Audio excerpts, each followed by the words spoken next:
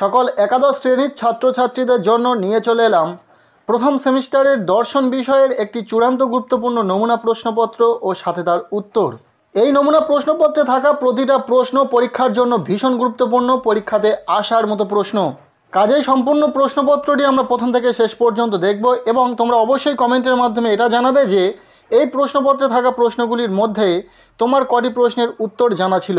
So একের পর এক প্রশ্নগুলো দেখে নেওয়া যাক। প্রথমে বলা হচ্ছে সঠিক উত্তরটি নির্বাচন করো।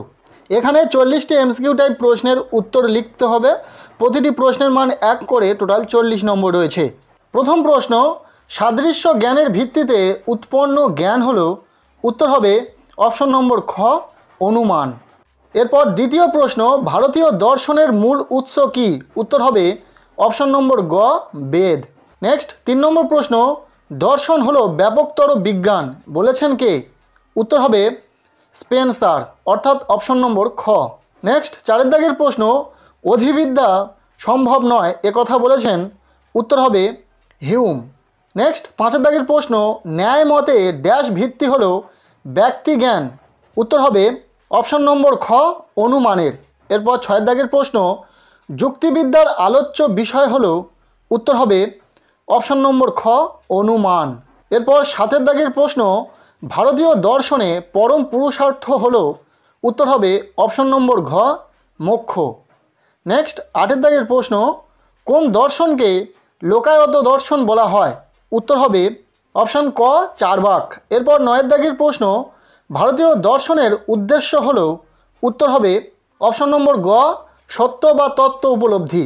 এরপর 10 নম্বর প্রশ্ন, ন্যায়সূত্র রচনা করেন, উত্তর হবে অপশান খ, মহর্ষি গৌতম। এরপর 11 দাগের প্রশ্ন, নব্য ন্যায়ের প্রতিষ্ঠাতা হলেন, উত্তর হবে অপশন নম্বর ঘ, গঙ্গেশ।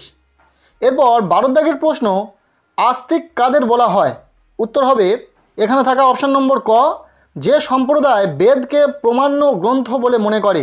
নেক্সট আমরা দেখে নেব পরবর্তী প্রশ্ন 13 দাগে, প্রধান উপনিষদের সংখ্যা, উত্তর হবে অপশান গ, 12টি। এরপরের প্রশ্ন, সাংখ্য দর্শনকে বলা হয়, উত্তর হবে অপশান নম্বর খ, নিরীশ্বর সাংখ্য।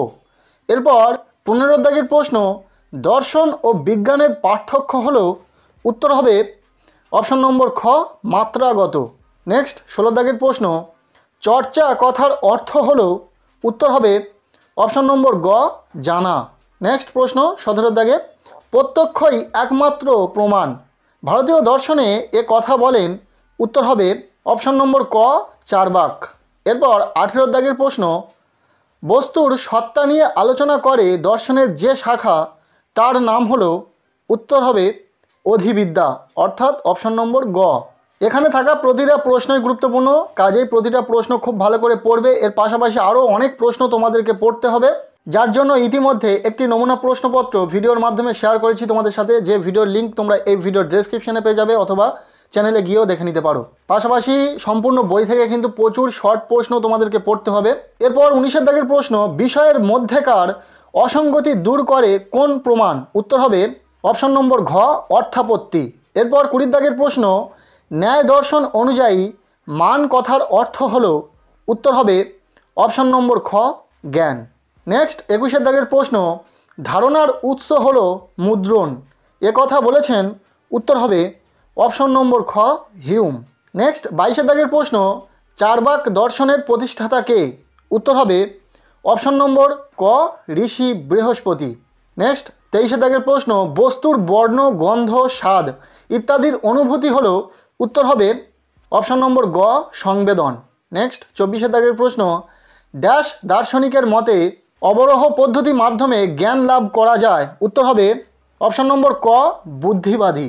এরপর 25 দাগের প্রশ্ন, ন্যায় মতে শাব্দ হলো, উত্তর হবে অপশন নম্বর ক, প্রমা।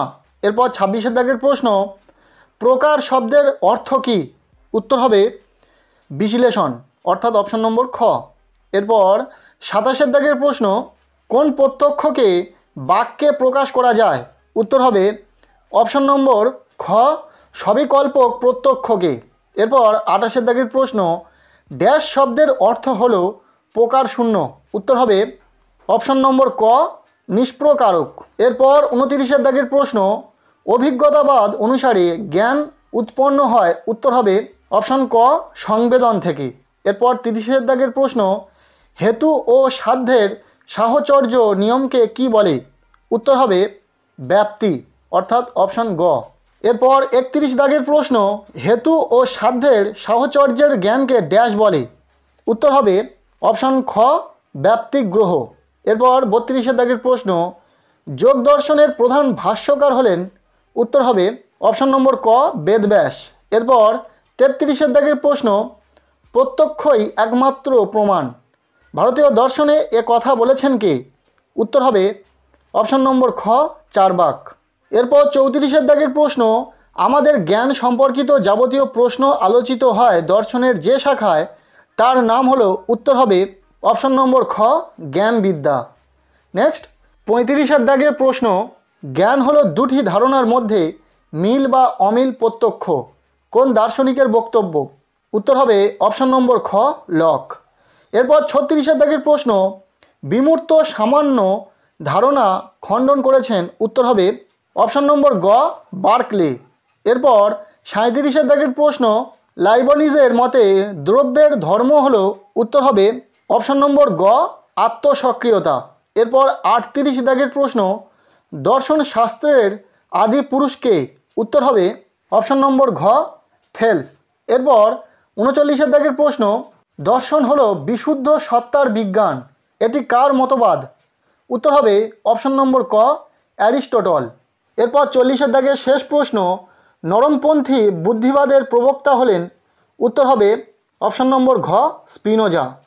এই ছিল একাদশ শ্রেণীর প্রথম সেমিস্টারের দর্শন বিষয়ের পরীক্ষার জন্য একটি নমুনা প্রশ্নপত্র। প্রশ্নপত্রে থাকা প্রতিটা প্রশ্নই গুরুত্বপূর্ণ, তাই প্রশ্নগুলি খুব ভালো করে পড়ে রাখবে। এবং শুধুমাত্র এই প্রশ্নগুলি পড়ে গেলে চলবে না, এর সাথে আরও অনেক প্রশ্ন তোমাদেরকে পড়তে হবে।